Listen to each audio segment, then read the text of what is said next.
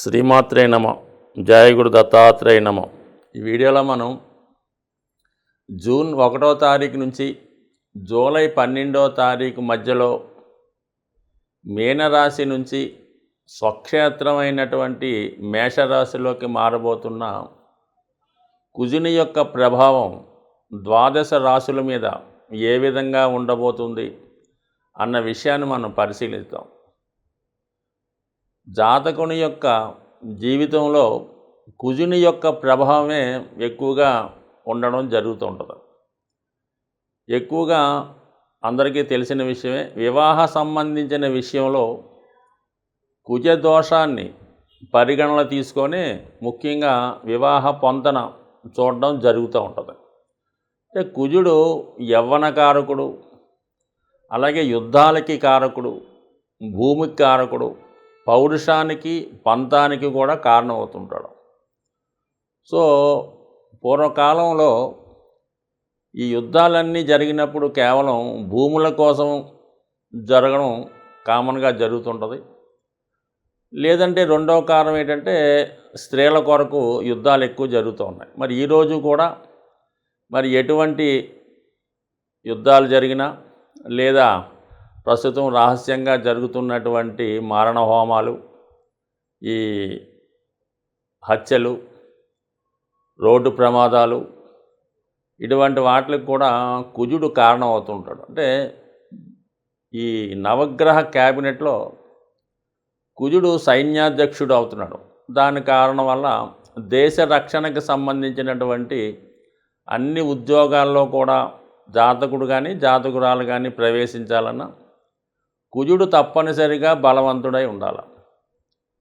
ఇంకో విధంగా చెప్పాలంటే ఒక జాతకుడు కంపల్సరిగా ప్రభుత్వ ఉద్యోగం చేయాలంటే తప్పనిసరిగా కుజుడు బలవంతుడై ఉండాలి. సో ఈ కారణం వలన జాతకంలో జన్మజాతకంలోనూ గోచారీత్యా వచ్చినప్పుడు కుజుడు బలాన్ని బట్టి జాతకుడి యొక్క వివాహ జీవితం, ఉద్యోగ సంబంధించిన విషయాలు, ముఖ్యంగా ఆర్థిక సంబంధించిన విషయాల్లో కూడా కుజుడు ప్రధాన పాత్ర వహించడం జరుగుతూ ఉంటుంది. అంటే చాలా వరకు మరి ఈ భూములు రేట్లు పెరగడం, ఈ స్థలాల యొక్క లావాదేవీలు, అలాగే మరి ప్రస్తుతం వివాహాలు జరిగేటప్పుడు మరి కట్నాల రూపంలో ఈ భూములు ఇవ్వడం, ఇవన్నీ కూడా మరి ధనానికి సంబంధించినది, ఆస్తులకు సంబంధించింది, గృహానికి సంబంధించింది అంతా కూడా కుజుడు ఆధీనంలో ఉండడం జరుగుతూ ఉంటుంది. కుజుడు స్వక్షేత్రాలైనటువంటి మేష వృశ్చికాల్లోనూ ఉచ్చస్థితి కలిగినటువంటి మకర రాశిలోనూ చాలా బలవంతుడై ఉంటాడు. ఒక స్త్రీ జాతకంలో కుజుడు బలవంతుడై ఉంటే, అంటే స్వక్షేత్రంలో కానీ ఉచ్చులోని ఉంటే, ఆ అమ్మాయికి వివాహం అయిన తర్వాత భర్త ఏ స్థాయిలో ఉన్నా ఖచ్చితంగా ఉన్నత స్థాయికి వచ్చి అధిక ధనాన్ని సంపాదించి ధనవంతుడయ్యే అవకాశం ఉంటుంది. అదే ఒక స్త్రీ జాతకంలో కుజుడు బలహీనుడై పాపగ్రహాలతో కలిసి ఉంటే వివాహ జీవితం ఇబ్బంది పడుతుంది. పెళ్లి తర్వాత జాతకురాలి యొక్క భర్త కూడా మరి నష్టపోవడం, ఉద్యోగం పోగొట్టుకోవడం, ఎందుకు పనికి రాకుండా పోవడం, కొన్ని సందర్భాల్లో మరి బలహీనుడిగా మారడం కూడా జరుగుతూ ఉంటుంది. అందుకని ఏంటంటే మరి అబ్బాయిలు కానీ వివాహం చేసుకునేటప్పుడు అమ్మాయి జాతకంలో కుజుడు బలంగా ఉంటే ఖచ్చితంగా చేసుకుంటే వీళ్ళ యొక్క జీవితం 100% ఏ స్థానంలో అయినా ఏదో ఒక రంగంలో పైకి వచ్చే అవకాశం ఉంది. మరీ ముఖ్యంగా క్రీడారంగం అవ్వచ్చు, ఏదన్నా సైనిక వృత్తికి లేదంటే గవర్నమెంట్ సంబంధించింది కూడా అభివృద్ధి పడుతూ ఉంటుంది. అలాగే మరి పనిలో పనిగా అబ్బాయిల జాతకంలో కూడా శుక్రుడు బలంగా ఉంటే ఆ అబ్బాయికి వివాహం అయిన తర్వాత భార్యకి కలిసి రావడం, తద్వారా ఇతనికి జ్ఞానోదయం అంటే భాగ్యోదయం అవ్వడం జరుగుతుంటుంది. కొన్ని సందర్భాల్లో సంతానం కలిగిన తర్వాత, ముఖ్యంగా స్త్రీ సంతానం కలిగిన తర్వాత అభివృద్ధి కలుగుతూ ఉంటుంది. అలాగే ఇరువురు జాతకాల్లో కూడా కుజుడు బలంగా ఉంటే వివాహం అయిన తర్వాత వారి జీవితం కలిసి వస్తుంటుంది. అలాగే మరి ప్రథమ సంతానం కలిగిన తర్వాత వాళ్ళకి కలిసి రావడం కూడా జరుగుతుంటుంది. ఏదైనా జాతకంలో ఇంపార్టెంట్గా అంటే ముఖ్యంగా కుజుడు యవ్వనకారకుడు కాబట్టి బాల్యం వదిలేద్దాం, 12 సంవత్సరాల వరకు బాల్యం వదిలేస్తే అక్కడి నుంచి ఇంచుమించుగా ప్రస్తుతం 12వ సంవత్సరం నుంచి 36 సంవత్సరాల వరకు కుజుడు యొక్క ప్రభావం ఎక్కువగా ఉంటుంది.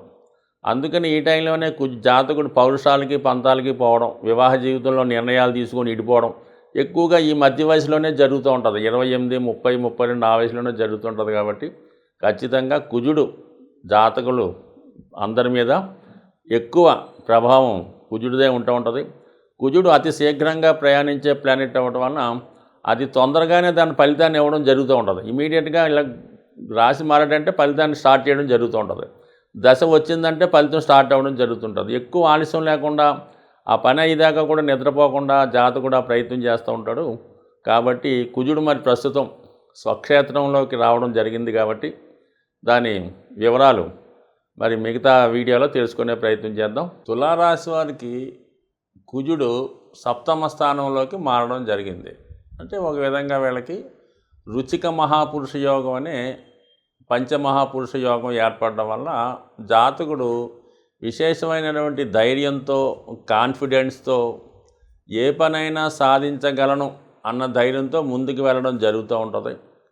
అయితే ఒక విధంగా ఇది జాతకుడికి కన్నా జాతకుని యొక్క వ్యాపార భాగస్తులకు కానీ, జీవిత భాగస్వామికి కానీ విశేషమైనటువంటి లాభాన్ని కలిగించే అవకాశం ఉంటుంది. అంటే వాళ్ళు ఏదో కారణం వల్ల అంటే జాతకం నుంచి విడిపోయే ప్రయత్నం కూడా చేస్తూ ఉంటారు. అదే భార్యాభర్తలు అయితే టెంపరీగా మరి భర్తకి ఏదో మంచి అవకాశం రావడం వల్ల, విదేశ అవకాశం రావడం వల్ల టెంపరీగా ఒక నెల 15 రోజుల పాటు భార్యాభర్తల మధ్య ఎడబాటు వచ్చే అవకాశం ఉంది. ఈ ఎడబాటు కారణం కూడా అది భార్య జాతకం అయితే భర్తకి లాభంగా ఉంటుంది.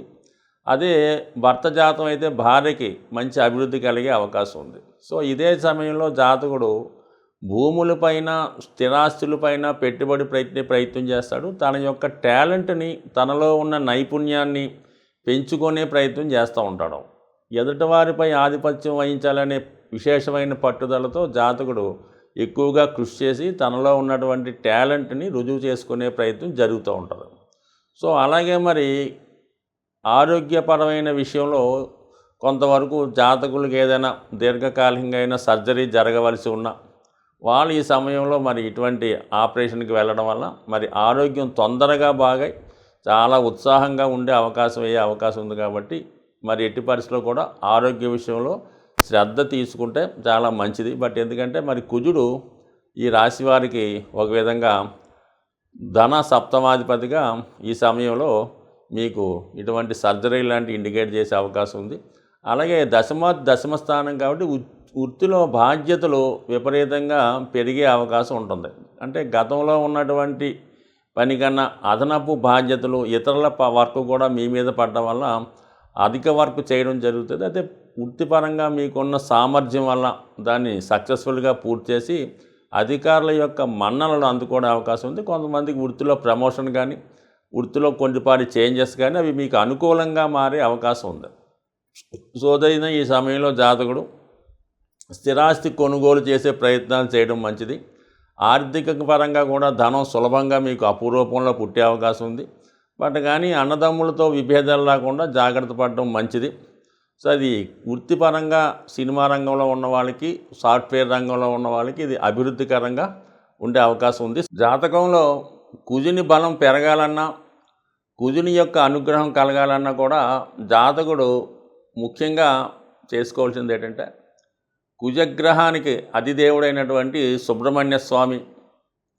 మరి సుబ్రహ్మణ్య స్వామి అంటే మనకి మంగళవారం రోజు సుబ్రహ్మణ్య స్వామికి విధి విధానంగా ఎక్కువగా అభిషేకం చేసుకోవడం వల్ల మనకి మంచి ఫలితం తొందరగా రావడం జరుగుతుంది. మరి సుబ్రహ్మణ్య స్వామి సర్పరూపంలో ఉండడం జరుగుతూ ఉంటుంది.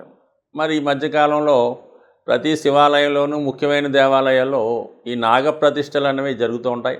వాటిని మరి జాతకులు మరి అనుకూలం బట్టి డైరెక్ట్గా సుబ్రహ్మణ్య స్వామి అయితే ఓకే, లేని పక్షంలో ఈ శిలలు, ఈ ప్రతిష్ఠ చేయని శిలలైనా మంగళవారం రోజు ఒక 18 ప్రదక్షిణలు చేసి విధి విధానంగా సుబ్రహ్మణ్య స్వామికి ఇష్టమైనటువంటి ముఖ్యంగా ఏంటంటే చెరుకు పానకం, చెరుకు రసం లేదా ఆవు పాలు, అలాగే బెల్లం పానకం, అలాగే మరి వీటితో అభిషేకం చేయడం, లేదంటే చలిమిడి అంటే కొన్ని ప్రాంతాల వరకు తెలుస్తూ ఉంటుంది, అది చలిమిడి నైవేద్యంగా పెట్టడం మంచిది. లేని పక్షంలో చలివిడినే కొద్దిగా ఇంకా అభిషేక రూపంలో పలసగా కలిపి దానితో అభిషేకం చేయడం వల్ల కూడా మీకు విధి విధానంగా మరి సుబ్రహ్మణ్య స్వామి అనుగ్రహం కలుగుతూ ఉంటుంది.